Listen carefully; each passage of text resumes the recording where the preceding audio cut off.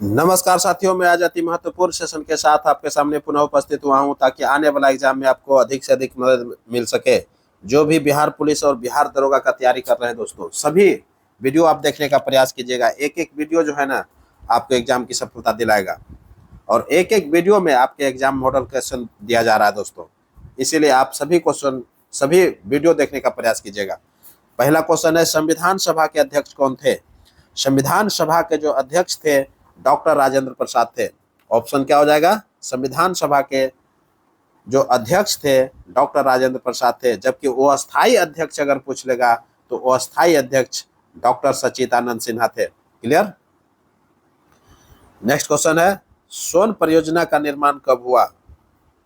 सोन परियोजना का निर्माण कब हुआ? तो सोन परियोजना का जो निर्माण हुआ था 1874 ईस्वी में हुआ था। 1874 ईस्वी में हुआ था। ऑप्शन ए हो जाएगा। क्लियर? नेक्स्ट क्वेश्चन है, कितने राज्यों में विधान परिषद है? कितने राज्यों में विधान परिषद है? तो 6 राज्यों में विधान परिषद है दोस्तों। कितने राज्यों में विधान परिषद है? 6 राज्यों में विधान परिषद है। आंध्र प्रदेश, 6वें राज्यों को लिख लीजिएगा। कभी कभी एलिमिनेट करने के लिए क्वेश्चन पूछ लेता है कि बताइए कि इन निम्नलिखित राज्यों में से किस राज्य में विधान परिषद नहीं है। तो आपको 6 राज्य याद रखिएगा, तभी जाके एलिमिनेट आप कर सकते हैं। तो 6 राज्य कौन कौन है? आंध्र प्रदेश, तेलंगाना, बिहार, महाराष्ट्र, कर्नाटका और उत्तर प्रदेश। याद हो गया होगा? उत्तर प्रदेश, बिहार, महाराष्ट्र, कर्नाटका, तेलंगाना और आंध्र प्रदेश। लिख लिए? ये 6 राज्य कौन कौन? आंध्र प्रदेश, तेलंगाना, बिहार, महाराष्ट्र, कर्नाटक और उत्तर प्रदेश। क्लियर हो गया होगा? ये 6 राज्य है जिसमें विधान परिषद है। क्लियर हो गया होगा? नेक्स्ट क्वेश्चन है, शक्ति सैन्य अभ्यास किसके मध्य होता है? शक्ति जो सैन्य अभ्यास होता है वह किसके मध्य होता है? तो भारत एवं फ्रांस के मध्य होता है। भारत एवं फ्रांस के मध्य जो होता है शक्ति सैन्य अभ्यास होता है। ऑप्शन ए हो जाएगा। नेक्स्ट क्वेश्चन है, बिहार का जनसंख्या घनत्व कितना है? बिहार का जनसंख्या घनत्व पूछ लिया है। तो बिहार का जनसंख्या घनत्व जो है 1106 प्रति वर्ग किलोमीटर होता है। प्रति वर्ग किलोमीटर होता है, ध्यान में रखिएगा। क्लियर? तो बिहार का जनसंख्या घनत्व कितना होता है? 1106 होता है। 2011 जनगणना के अनुसार है। 2011 जनगणना के अनुसार बिहार का जनसंख्या घनत्व जो है 1106 प्रति वर्ग किलोमीटर पर निवास करता है। क्लियर हो गया होगा? नेक्स्ट क्वेश्चन है, बिहार का लिंगानुपात कितना है? यही सब क्वेश्चन एग्जामिनेशन में पूछा जाता है दोस्तों, इसलिए सभी क्वेश्चन आप बढ़िया से याद कर लीजिएगा ताकि आपका जो नेक्स्ट जो भी एग्जामिनेशन देने जा रहे हैं उसमें आपको सफलता मिलेगा। तो बिहार का लिंगानुपात कितना है? तो बिहार का जो लिंगानुपात है 2011 जनगणना के अनुसार वो 918 है। ऑप्शन ए हो जाएगा। बिहार का लिंगानुपात कितना है? 918 है। किसके अनुसार? 2011 जनगणना के अनुसार कहा जा रहा है, क्योंकि 2021 में जो जनगणना अभी तक नहीं हो पाया है। क्लियर? और शिशु लिंगानुपात पूछ लेगा तो शिशु लिंगानुपात जो है 935 है। कितना है? बिहार का जो शिशु लिंगानुपात है 935 है, जबकि बिहार का सिर्फ लिंगानुपात अगर पूछ लेगा तो 918 हो जाएगा। क्लियर हो गया होगा? नेक्स्ट क्वेश्चन है, अयोध्या किस नदी पर है? अयोध्या किस नदी पर है? तो अयोध्या जो है ये सरयू नदी पर है। अयोध्या कहाँ है?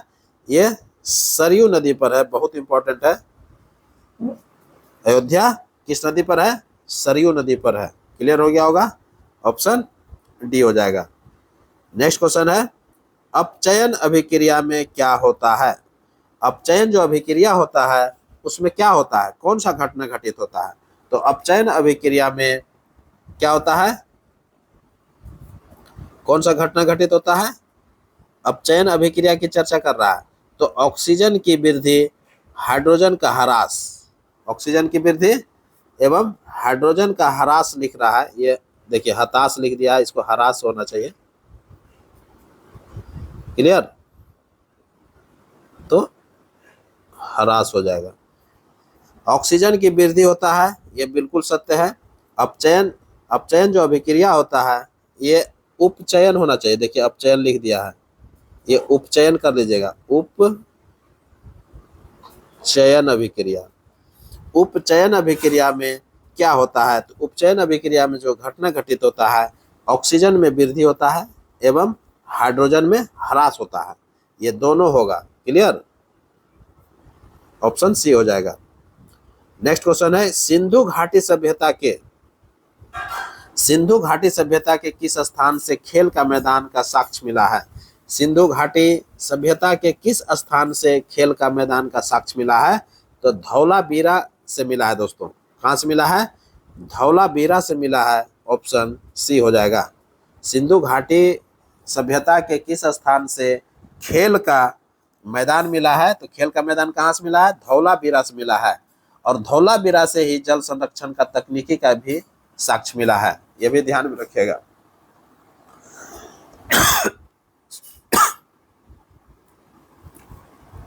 क्लियर हो गया होगा। तो धौलावीरा से क्या क्या मिला है? खेल का मैदान का साक्ष्य मिला है एवं जल संरक्षण तकनीकी जो साक्ष्य मिला है वो धौलावीरा से ही मिला है। क्लियर हो गया होगा। नेक्स्ट क्वेश्चन है, कुशेश्वर स्थान पक्षी अभ्यारण्य। देखिए कुशेश्वर स्थान है, ये दोनों मिला हुआ है।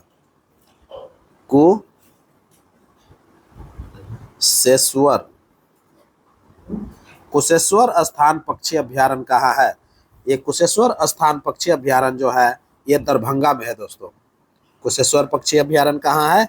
ये दरभंगा में है, ऑप्शन बी हो जाएगा। नेक्स्ट क्वेश्चन है, वंदे मातरम गीत के लेखक कौन थे? वंदे मातरम गीत के लेखक कौन थे? ये बंकिम चंद्र चटर्जी थे। वंदे मातरम गीत के लेखक कौन थे? बंकिम चंद्र चटर्जी थे, ऑप्शन क्या हो जाएगा? बी हो जाएगा। नेक्स्ट क्वेश्चन है, शेरशाही। देखिए शेरशाह सूरी का मकबरा कहाँ है? ये सब क्वेश्चन बार बार एग्जामिनेशन में पूछा जाता है दोस्तों, इसलिए ये सब क्वेश्चन को आप कंठस्थ याद करके जाइएगा। शेरशाह सूरी का मकबरा कहाँ है? ये सासाराम में है। शेरशाह सूरी का मकबरा कहाँ है? सासाराम में है। जबकि शेरशाह मस्जिद अगर पूछ जाएगा, शेरशाही मस्जिद, तो वो कहाँ मिलेगा? पटना में है। क्लियर। नेक्स्ट क्वेश्चन है, संसद में बहुमत दल का नेता कौन होता है? तो संसद में जो बहुमत दल का नेता होता है वो प्रधानमंत्री होता है। संसद में बहुमत दल का जो नेता होता है वो प्रधानमंत्री होता है, ऑप्शन बी हो जाएगा। क्लियर। और प्रधानमंत्री की नियुक्ति जो होता है अनुच्छेद 75 के तहत होता है। क्लियर।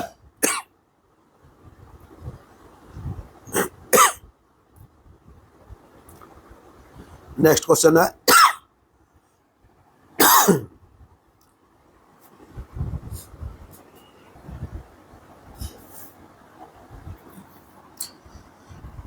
है, विश्व पर्यावरण दिवस कब मनाया जाता है? विश्व पर्यावरण दिवस कब मनाया जाता है? तो 5 जून को मनाया जाता है। विश्व पर्यावरण दिवस कब मनाया जाता है? ये सभी क्वेश्चन बार बार पूछा जाता है। विश्व पर्यावरण दिवस कब मनाया जाता है? तो 5 जून को मनाया जाता है। विश्व जनसंख्या दिवस कब मनाया जाता है? तो 11 जुलाई को मनाया जाता है। ये सभी क्वेश्चन ध्यान में रखिएगा। क्लियर। नेक्स्ट क्वेश्चन है, पूर्व पश्चिम गलियारा होगा, ये गलियारा कर लीजिएगा। पूर्व पश्चिम गलियारा बिहार में कहां से नहीं गुजरता है? देखिए नहीं गुजरने की चर्चा कर लिया है, अर्थात जब तक कि यह क्वेश्चन को आप पूर्ण रूप से नहीं समझिएगा, यह क्वेश्चन आप आंसर नहीं कर पाइएगा। जानना पड़ेगा कि ये जो पूर्व पश्चिम गलियारा है कहां से होकर के गुजरता है, तभी तो आप छांट सकते हैं इसको। तो पूर्व पश्चिम गलियारा जो है ये गुजरता है, ये गलियारा सिलचर जो असम में पड़ता है, सिलचर से होते हुए चलता है और ये गुजरात के पोरबंदर तक जाता है। ये गलियारा जो है सिलचर से कहाँ तक जाता है? गुजरात के पोरबंदर तक जाता है। ध्यान में रखिएगा, ये जो पूर्व पश्चिम गलियारा है सिलचर से प्रारंभ होता है, सिलचर असम में पड़ता है, सिलचर से प्रारंभ होता है और ये कहाँ तक जाता है, गुजरात के पोरबंदर तक जाता है। तो क्लियर, पूर्व पश्चिम गलियारा में। तो इसी बीच से जो है बिहार होते हुए जाता है। तो बिहार में कहाँ से प्रवेश करता है और कौन कौन से जगह से ये जाता है, तब जाकर के हम छाट पाएंगे। तो कहाँ से चलता है, ये उधर से चलिएगा तो किशनगंज से एंट्री मारता है, किशनगंज, उधर से किशनगंज होते हुए पूर्णिया घुस जाता है, पूर्णिया होते हुए सुपौल घुस जाता है, सुपौल होते हुए कहाँ घुस जाता है आपका, दरभंगा घुस जाता है, मुजफ्फरपुर होते हुए ये एंट्री मार देता है। क्लियर, तो किशनगंज, पूर्णिया, सुपौल, दरभंगा, मुजफ्फरपुर, इन सभी जगहों से गुजरता है।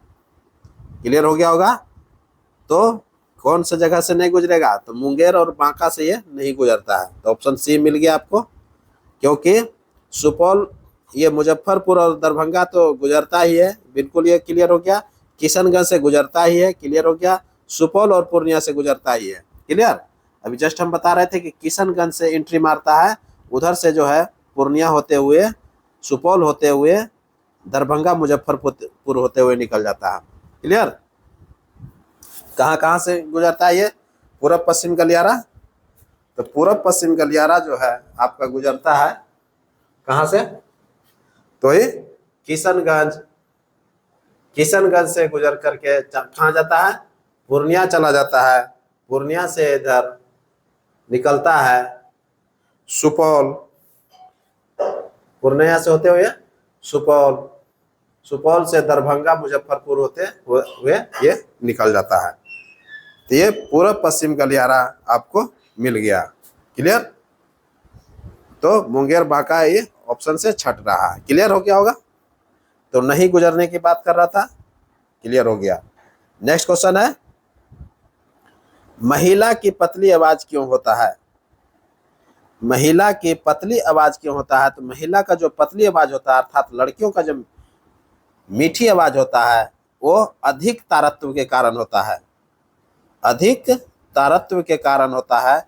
ऑप्शन बी हो जाएगा। क्लियर, नेक्स्ट क्वेश्चन है, अंतर्राष्ट्रीय उपभोक्ता दिवस कब मनाया जाता है, अंतर्राष्ट्रीय उपभोक्ता दिवस कब मनाया जाता है, तो 15 मार्च को मनाया जाता है। कब मनाया जाता है, अंतर्राष्ट्रीय उपभोक्ता दिवस 15 मार्च को मनाया जाता है। जबकि क्लियर हो गया होगा, अंतर्राष्ट्रीय उपभोक्ता दिवस 15 मार्च को। क्लियर, अंतर्राष्ट्रीय महिला दिवस 8 मार्च को। क्लियर हो गया होगा। नेक्स्ट क्वेश्चन है, देवदास उपन्यास के रचनाकार कौन है, देखिए देवदास, ये देखिए उल्टा कर दिया, ये देवदास हो जाएगा, देवदास। देवदास उपन्यास के रचनाकार कौन थे, तो देवदास उपन्यास के जो रचनाकार थे वो शरत चंद्र चट्टोपाध्याय थे। कौन थे, शरत चंद्र चट्टोपाध्याय थे देवदास उपन्यास के लेखक। क्लियर हो गया होगा। नेक्स्ट क्वेश्चन है, 1937 में फैजपुर अधिवेशन की अध्यक्षता किसने किया था, 1937 में फैजपुर अधिवेशन की अध्यक्षता जो है JL नेहरू ने किया था, अर्थात जवाहरलाल नेहरू ने किया था। क्लियर, 1937 में एकमात्र जो गांव में अधिवेशन हुआ था वो फैजपुर में हुआ था, जिसकी अध्यक्षता जो है जवाहरलाल नेहरू ने किया था। ऑप्शन सी हो जाएगा। नेक्स्ट क्वेश्चन है, हिंदू पेट्रियाट के पहले दूसरे वर्षों में संपादक कौन थे, हिंदू पेट्रियाट के पहले दूसरे वर्षों में संपादक कौन थे, तो गिरीश चंद्र घोष थे। कौन थे, गिरीश चंद्र घोष थे। ऑप्शन ए हो जाएगा। ये हिंदू पेट्रियाट का पहला और दूसरा वर्ष का संपादक पूछा जा रहा है दोस्तों, ये गिरीश चंद्र घोष थे। जबकि 1855 ईस्वी से इसका जो संपादक हो गए थे हरीशचंद्र मुखर्जी हो गए थे। ये हरीशचंद्र मुखर्जी तो जो थे 1855 ईस्वी से ये संपादक हो गए थे। क्लियर हो गया होगा। तो हिंदू पेट्रियाट के पहले एवं दूसरे वर्ष में जो संपादक थे गिरीश चंद्र घोष थे, और 1855 से जो है इसके संपादक कौन बन गए? हरिश्चंद्र मुखर्जी बन गए थे। किसका? हिंदू पैट्रियाट का। क्लियर। नेक्स्ट क्वेश्चन है 22 जून 1897 को प्लेग अधिकारी रैंड, देखिए रैंड लिख दिया है, ये रैंड हो जाएगा। प्लेग अधिकारी रैंड एवं यर्स्ट की हत्या किसने किया था? देखिए 22 जून 1897 को प्लेग अधिकारी रैंड की हत्या एवं यर्स्ट की हत्या जो है किसने किया था? तो ये कौन क्या था? चापेकर बंधुओं ने कर दिया था दोस्तों। किसने क्या था? चापेकर बंधुओं ने क्या था? ऑप्शन ए हो जाएगा। क्लियर हो गया होगा। ये बहुत इंपॉर्टेंट क्वेश्चन है, ये बार बार एग्जामिनेशन में पूछा जाता है। 22 जून 1897 को प्लेग अधिकारी रैंड की हत्या एवं यर्स्ट की हत्या जो है किसने किया था? तो चापेकर बंधुओं ने किया था। और चापेकर बंधु कौन थे?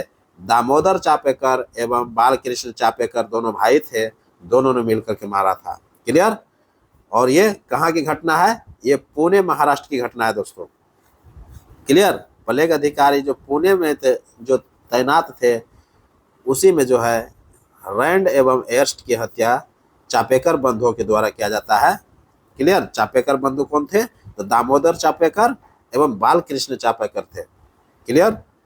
नेक्स्ट क्वेश्चन है कांग्रेस का विभाजन सर्वप्रथम कब हुआ था? कांग्रेस का विभाजन सर्वप्रथम कब हुआ था? तो सर्वप्रथम जो कांग्रेस का विभाजन हुआ था 1907 ईस्वी में हुआ था। कब हुआ था? 1907 ईस्वी में हुआ था। सूरत अधिवेशन में हुआ था। ये 1907 का जो अधिवेशन हुआ था, ये सूरत अधिवेशन हुआ था, जिसकी अध्यक्षता जो है रास बिहारी घोष ने कर रहा था। इसी समय जो है कांग्रेस का प्रथम बार विभाजन होता है। क्लियर। तो ऑप्शन ए हो जाएगा। नेक्स्ट क्वेश्चन है गदर पार्टी के प्रथम कोषाध्यक्ष कौन थे? तो गदर पार्टी के जो प्रथम कोषाध्यक्ष थे वो काशीराम थे। ऑप्शन बी हो जाएगा। गदर पार्टी के प्रथम कोषाध्यक्ष कौन थे? काशीराम थे। क्लियर। जबकि प्रथम अध्यक्ष सोहन सिंह भाकना होता है। क्लियर। नेक्स्ट क्वेश्चन है भगत सिंह के विरुद्ध जो है मुखबिरी, ये मुखबिरी हो जाएगा, ये मुखबिरी हो जाएगा, मुखबिरी। क्लियर। कहता है कि भगत सिंह के विरुद्ध मुखबिरी करने के कारण फणिंदर घोष की हत्या किसने किया था? क्लियर। भगत सिंह का जो के विरुद्ध मुखबिरी करने के कारण फणिंदर घोष की हत्या किसने किया था? तो बैकुंठ शुक्ल ने किया था। किसने किया था? बैकुंठ शुक्ल ने किया था। ऑप्शन डी हो जाएगा। क्लियर। नेक्स्ट क्वेश्चन है भारत के आजादी के समय इंग्लैंड का सम्राट कौन था? भारत के आजादी के समय जो है इंग्लैंड का सम्राट जो था वो जॉर्ज सस्टम थे। कौन थे? जॉर्ज सस्टम थे। ऑप्शन बी हो जाएगा, जॉर्ज सस्टम। क्लियर। तो भारत की आजादी के समय इंग्लैंड का सम्राट कौन था? जॉर्ज सस्टम थे। और भारत की आजादी के समय इंग्लैंड का जो प्रधानमंत्री थे उसमें क्लीमेंट इटली थे और लेबर पार्टी के वो प्रधानमंत्री थे। क्लियर। ये भी ध्यान में रखिएगा, किस पार्टी से थे? लेबर पार्टी से थे। उस समय सम्राट कौन था? जॉर्ज सस्टम था। क्लियर। नेक्स्ट क्वेश्चन है निम्न में से कौन सा कथन असत्य है? असत्य कथन की चर्चा करना है। पहला है गांधी जी ने अपनी आत्मकथा मूल रूप से गुजराती भाषा में लिखे थे। बिल्कुल सत्य है। गांधी जी ने अपनी आत्मकथा जो है मूल रूप से गुजराती भाषा में ही लिखे थे। यह बिल्कुल सत्य है। क्लियर। दूसरा है 8 नवंबर 1943 ईस्वी को जापान ने अंडमान एवं निकोबार द्वीप समूह सुभाष चंद्र बोस को सौंप दिए थे। यह बिल्कुल सत्य है। 8 नवंबर 1943 ईस्वी को जापान जो है अंडमान एवं निकोबार द्वीप समूह किसको दे दिया? सुभाष चंद्र बोस को सौंप दिए थे। क्लियर। ये बिल्कुल सत्य है। तीसरा है 1946 के नौसेना विद्रोह को भारत की लाल क्रांति की संज्ञा दी जाती है। यह बिल्कुल सत्य है दोस्तों। भारत की लाल क्रांति की संज्ञा किसको दिया जाता है? 1946 का जो नौसेना विद्रोह हुआ था भारत में, उसको भारत की लाल क्रांति की संज्ञा देता है। क्लियर। चौथा है ब्राह्मण समाज की स्थापना। ये ब्रह्म समाज है, ये तो नहीं होगा। कहता है कि ब्रह्म समाज का प्रतिज्ञा पत्र देवदास ने तैयार किया था। बिल्कुल ये गलत है। ब्रह्म समाज का जो प्रतिज्ञा पत्र था वो देवेंद्रनाथ ठाकुर ने तैयार किया था। कौन क्या था? देवेंद्रनाथ ठाकुर ने तैयार किया था। क्लियर। तो ब्रह्म समाज का प्रतिज्ञा पत्र किसने तैयार किया था? देवेंद्रनाथ ठाकुर ने किया था, देवदास नहीं होगा, ये गलत है। क्लियर। तो असत्य की खोज करना था, ऑप्शन डी हो जाएगा। क्लियर।